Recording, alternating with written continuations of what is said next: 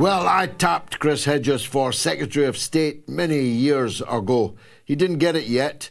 In fact, I'm upgrading. It's him we need as president. Chris Hedges joins us now. Chris, let me start, if I may, with your, well, fairly dire predictions about what is imminent vis-a-vis Gaza.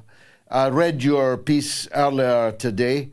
That was earlier on your Substack. Everyone should follow your Substack. Basically, we're talking, frankly, biblical level of erasure of a whole human population in the Holy Land. Is it really as bad as you fear?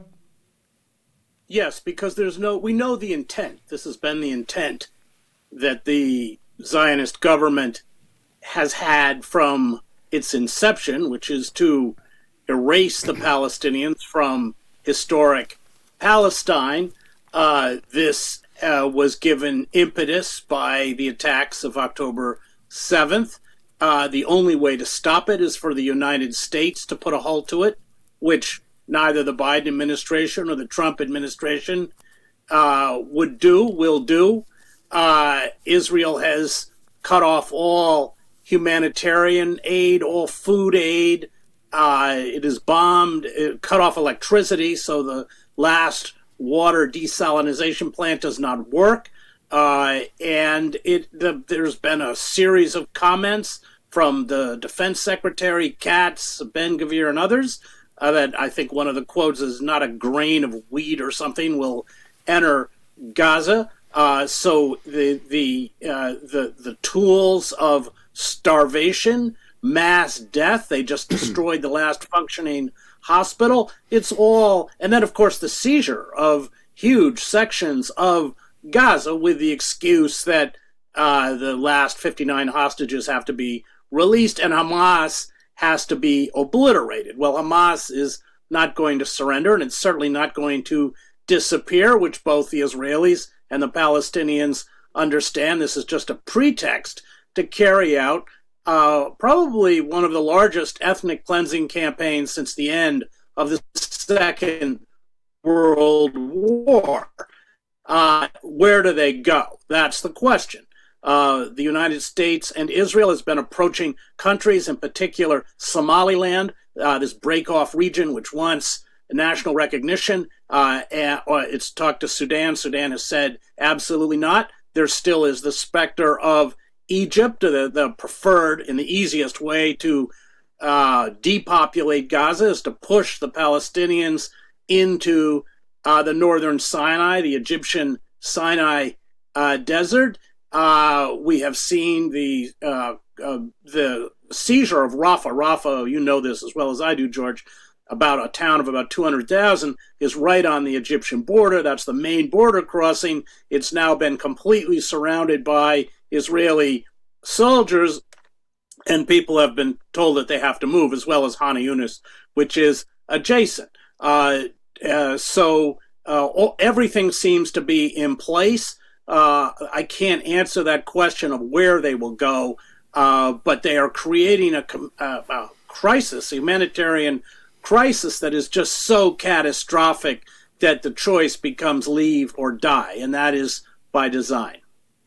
Let's go through. I appreciate you can't answer the question, but let's test the pros and cons. You said it. Egypt is by far the easiest solution. There are no railway tracks, so you can't put them on cattle trucks, but you wouldn't even have to put them on trucks.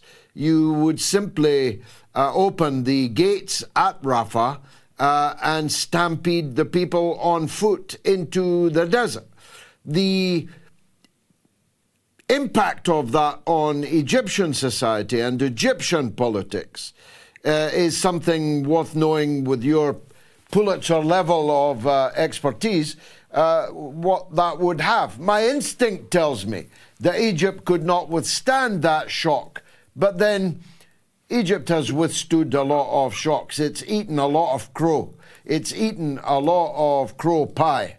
And it might just be that the money involved and the corruption involved, the compensation involved for the Sisi government there might get them to avoid going to all-out war with Israel over it. Yeah, that's the question. And there was a demonstration at Rafah, the border crossing. No demonstrations take place in Egypt unless they're sanctioned by the government. In fact, demonstrations are outlawed, as the few demonstrators who have tried to decry the genocide have found out.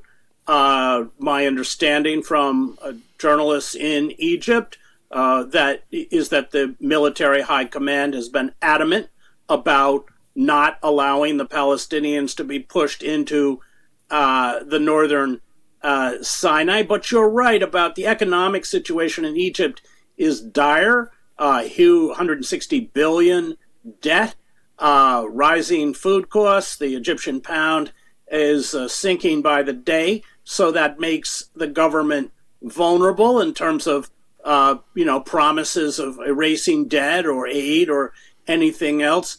But that's an unknown. I mean, I'm watching that from the outside, other than what Egyptian journalists have told me, and that is that they have said that is, and Sisi, by the way, has said that that's a red line, the expulsion of Palestinians into Egypt. And the fact that they haven't done it yet shows that there has been, up until now, considerable resistance, both, of course, with King Abdullah in Jordan, because that first trip by Blinken, if you remember, after October 7th, he actually proposed quotas, Palestinian quotas, to the Sisi government, to the Jordanian government.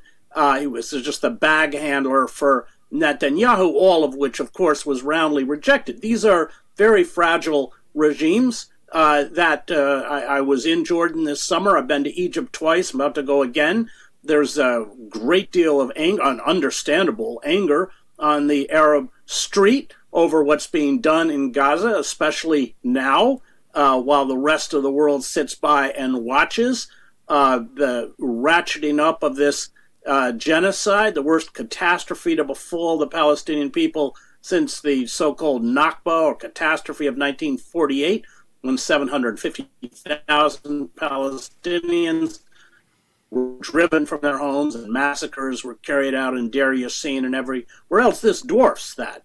So yeah, it's all that they will be pushed out. That they will, I think, is not now in dispute. Where they will end up is a question maybe even the Israelis can't answer at this point. Yeah, but if they have to be kicked out to somewhere else, the issue of transportation becomes important. And that's why I highlighted, before you came on, the extraordinary new situation which exists in Syria, which has, of course, a border with the Israeli state, and which has a government now in Damascus that is in equal parts completely powerless to do anything about Israel's seizure of huge tracts of their territory, and in equal part not even remotely inclined to do so. Seems to me that Syria has hoved into view as a possible dumping ground for the ethnically cleansed Palestinians. Yes, and you should, as you well know, of course, Israel has carried out a series of airstrikes, essentially obliterating what is left of the Syrian military, rendering it completely neutered. Yes, the problem, of course, is geographically, you'd have to cart them across Israel. The Gaza does not share a border with Syria. It's easier to push them out. You know, what they call, quote unquote, voluntary transfer. That's the term the Israeli government uses. That's the term that Trump has used. And it would be very easy to do because they are pushing Palestinians into containment areas. There's a 9-mile border with Egypt, and you start heavily bombing those containment areas, and then you just breach the border. People are going to flee of their own accord. That gives the illusion of a kind of spontaneous exodus. But yes, Syria is essentially pliable because it's been destroyed. It has no defense left. But that would require Israel to essentially load, 2 million Palestinians. How many ever are left there, we don't know. But 2 million people, what do they load them on? Buses? I don't know, to cart them into Syria. Switching territory for a minute, but taking advantage of your great expertise in the region as a whole, were you encouraged by the apparent success of the talks in Oman between the US and Iran? At least success to the point that they didn't break down and that they are apparently to be continued in this coming week. Yes, anything other than war, which Netanyahu is pushing, that